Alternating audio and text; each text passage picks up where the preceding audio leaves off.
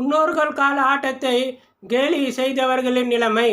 அந்த நாளில் ஆட்டங்கள் அரண்மனையிலும் இருந்தது, கோவில்களிலும் இருந்தது.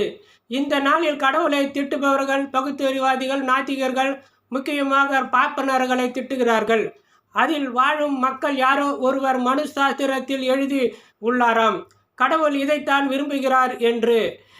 அவ்வளவு பெரிய சமுதாயத்தில் யாரோ ஒருவர் அவர் விருப்பத்திற்கு எழுதி உள்ளார். அது அவர்களுடைய உரிமை. இப்படித்தான் செய்ய வேண்டும் என்று உன்னை கட்டாயப்படுத்தினால்தான் அப்படி செய்திருந்தால் தவறு என்று சொல்லலாம். நடைமுறையிலும் இல்லை, மக்களுக்கும் தெரியாது. நல்லவர்களாக இருந்திருந்தால் திருக்குறளின் வாழ்க்கைதான் பார்ப்பனர்கள் வாழ்கிறார்கள். முக்கியமாக உயிரினங்களை கொன்று சாப்பிடுவது இல்லை. அதனால் மனித குணத்தோடு உயர்கிறார்கள். அதை பெருமைப்படுத்தி சொல்லி நம்மையும் வாழ வைத்து இருப்பார்கள். நாமும் அதன்படி வாழ்ந்து எந்த சலுகையும் இடஒதுக்கீடும் இல்லாமல் அவர்களை விட முதல் இடத்தில் நாம் வந்து இருக்கலாம். அதை செய்யவில்லை. கேலி கிண்டல் செய்து வாழ்வதையும் மறந்து நம் வாழ்க்கையே இன்று கேலி கிண்டலாகிவிட்டது.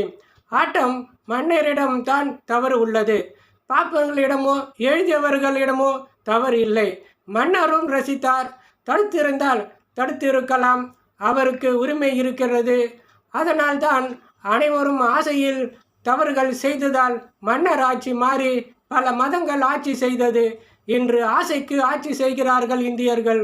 ஆட்டம் தவறுதான். இப்போது ஆட்டத்தை கேலி கிண்டல் சொல்லியவர்கள் ஆட்சி செய்கிறார்கள்.